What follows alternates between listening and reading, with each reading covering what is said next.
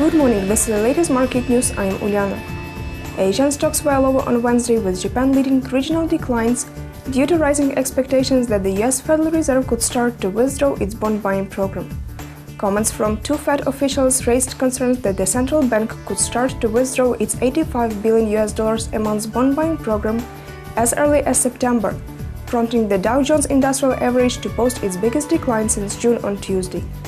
Expectations of an imminent removal of the Fed's easy money program rocked Asian markets early in the summer, prompting investors to pull money out of the region, hitting small markets like the Philippines and Thailand especially hard. The sharp increase in the value of the yen weighed heavily on the Nikkei, which fell 2.9%.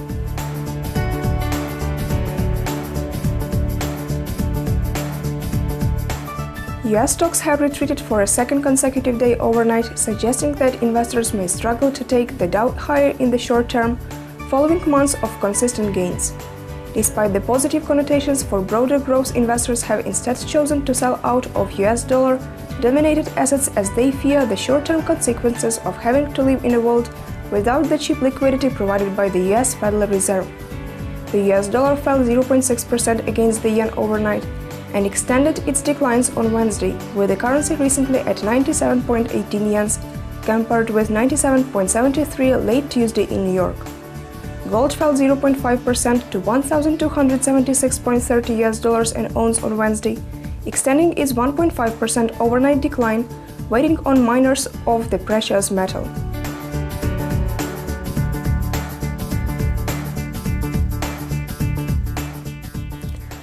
The Bank of England inflation report, Swiss CPI for July, and German industrial production for June are set for release in the European session.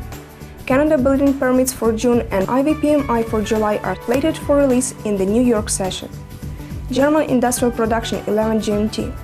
Germany, Europe's largest economy, is due to release June industrial production figures later Wednesday, with analysts at Barclays looking for an increase of 1% from the previous month.